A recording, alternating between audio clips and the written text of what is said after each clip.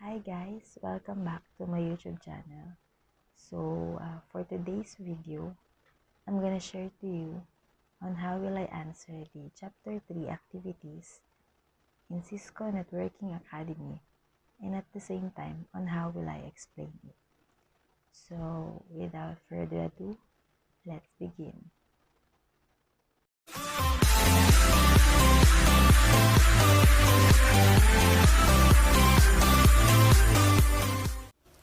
So here is the first activity in Chapter 3 of Cisco Networking Academy.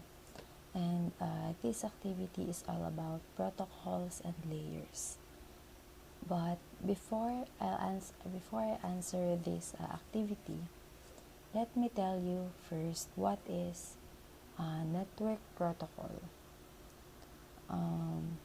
Network protocols are formal standards and policies comprised of rules, procedures, and formats that define communication between two or more devices over a network. Network protocols govern the end-to-end processes of timely, secure, and managed data or network communications. So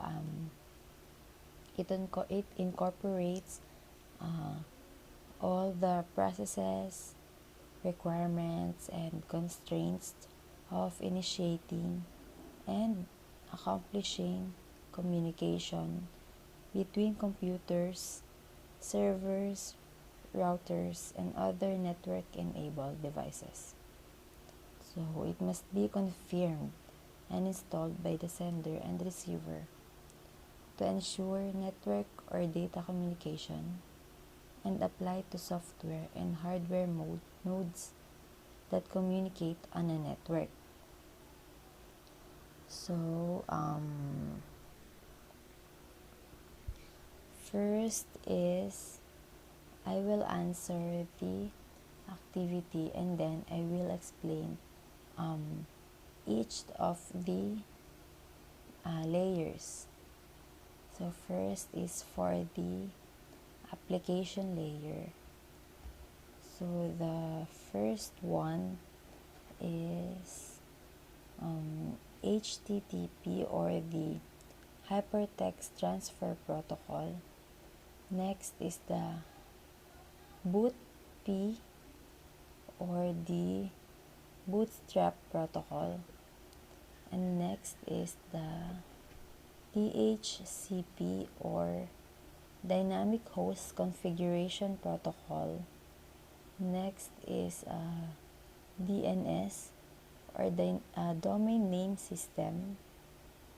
Next is POP, or Point of Presence. And next is the FTP, or the File Transfer Protocol. Next is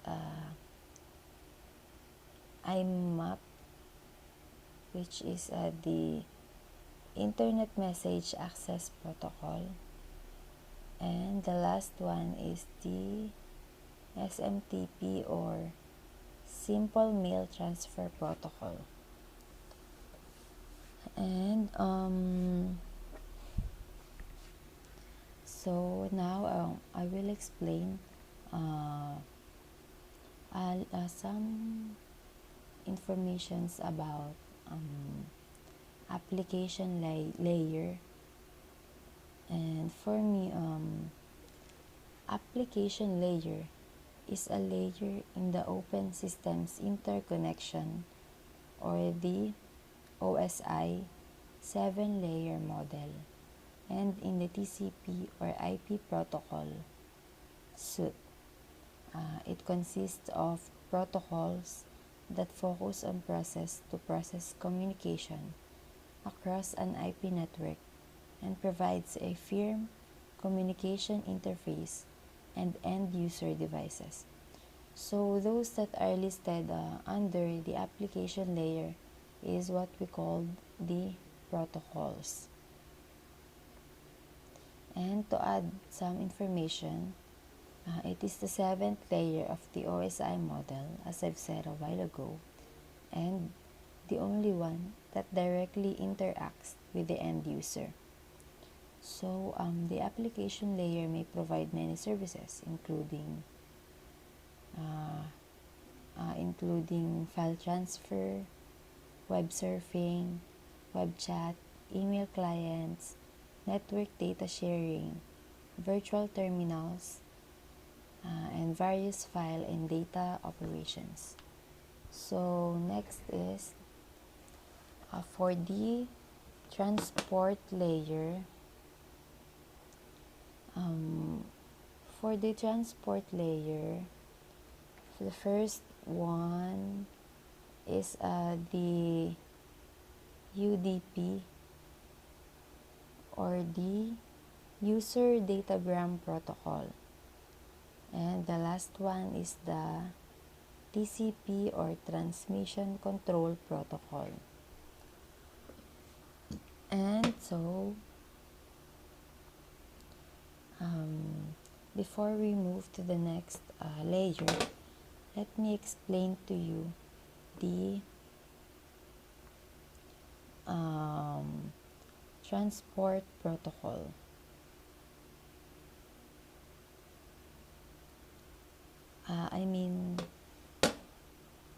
Transport layer. So, transport layer is the layer in the Open System Interconnection, or OSI model, responsible for end-to-end communication over a network. It provides logical communication between application processes running on different hosts within a layered architecture of protocols and other network components. And the next is the internet layer. So for the internet layer, first is the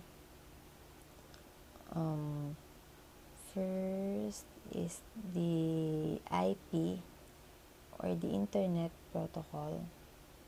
Next is the ICMP, or the Internet Control Message Protocol. Next is the IGRP, or the Internet Gateway Routing Protocol. Next is the OSPF, or the Open Shortest Path First. So, internet layer is responsible for logical transmission of data packets over the internet. It can be compared to the network layer of the OSI model. So some main functions of the internet layer are: transmits data packets to the link layer.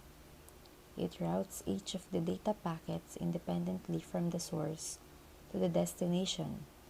It reassembles the out-of-order packets when they reach the destination. And lastly, it handles the error in transmission of data packets and fragmentation of data packets. And for the last network layer, it is the network access. So first is the Ethernet.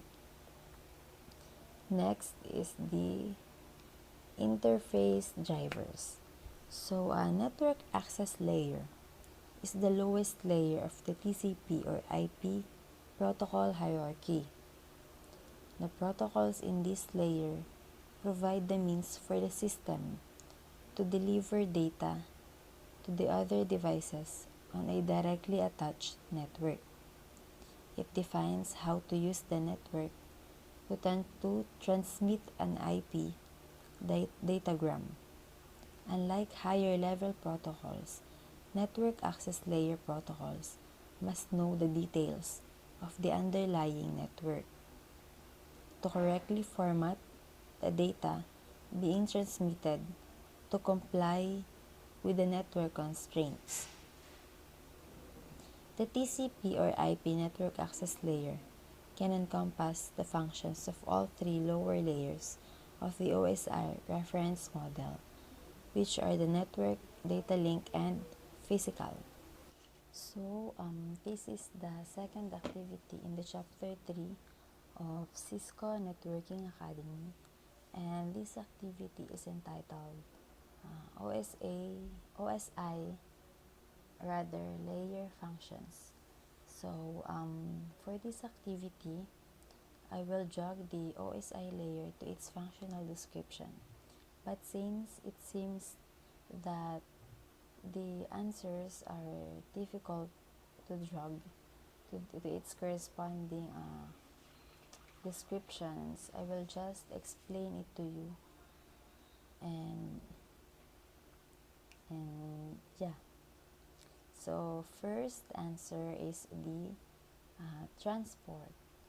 So its description is segments, transfers, and reassembles data. So it is responsible of transferring and reassembling the data to function well. And next is the data link.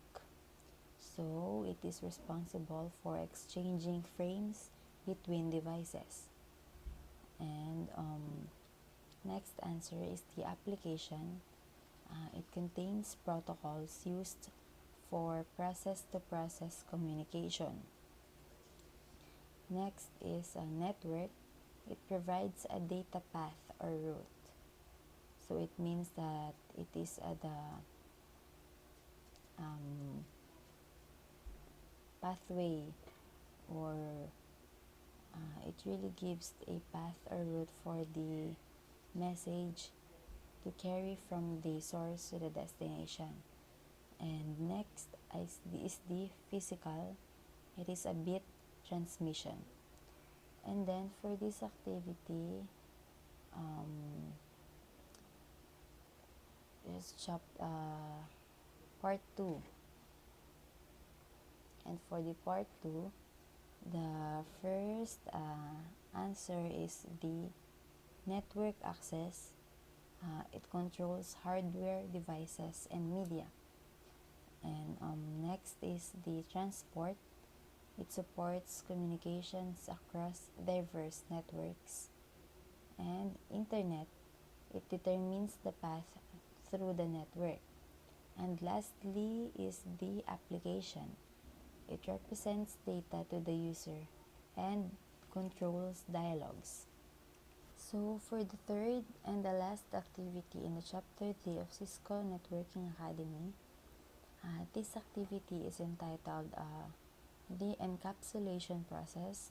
So I will drag the PDU to the appropriate place in the stack to illustrate the order of the encapsulation process. So let's begin. The first encapsulation process is the data.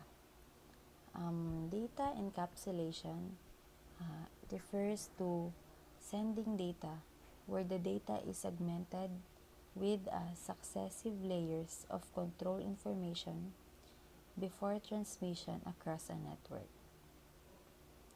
The reverse of data encapsulation is decapsulation, which refers to the successive layers of data being removed at the receiving end of a network.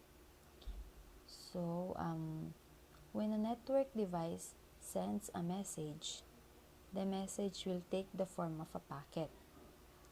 And each OSI, or the Open System Interconnection model layer, adds a header to the packet.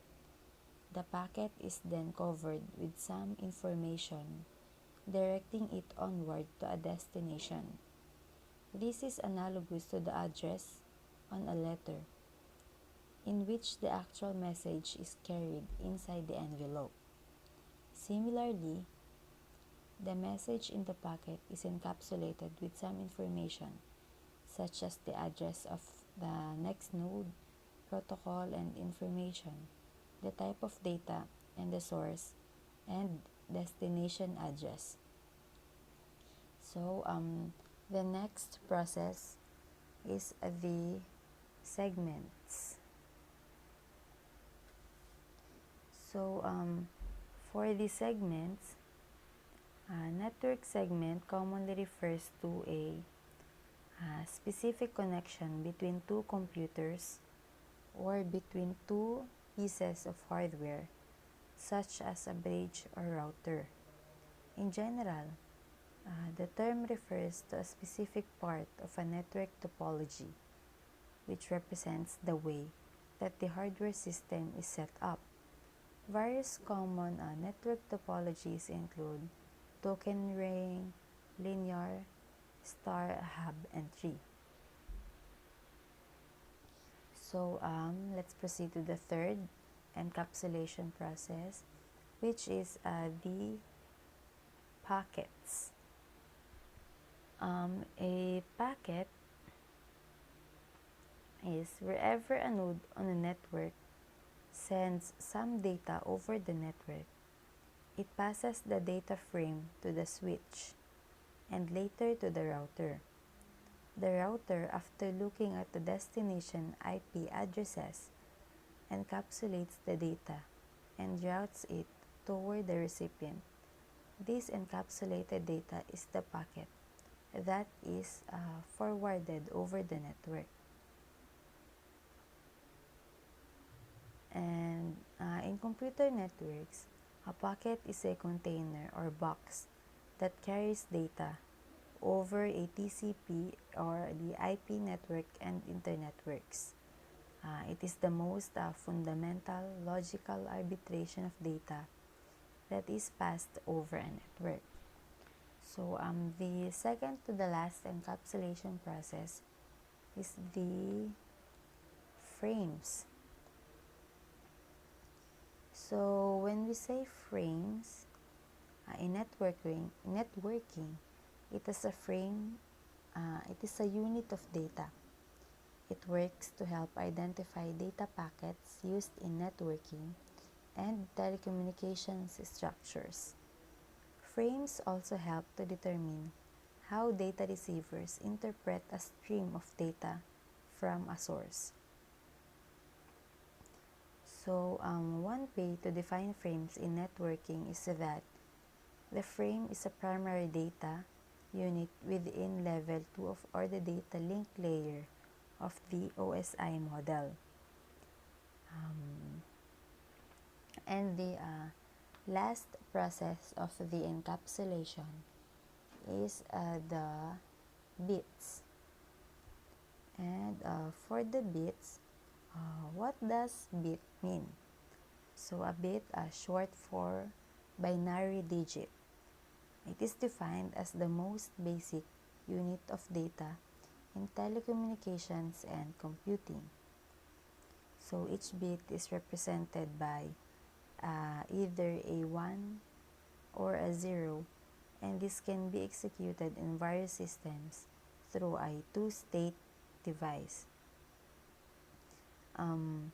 It is the most basic unit in a computer machine language. It may be used to describe a computer's processing power in terms of the number of bits a computer can process at one time. So, I think that's all for this chapter. So,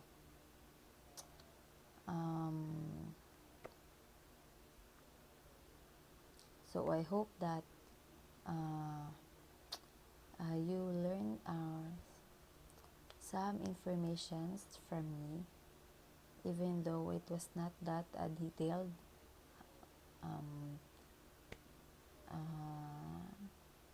Yeah, and thank you for watching.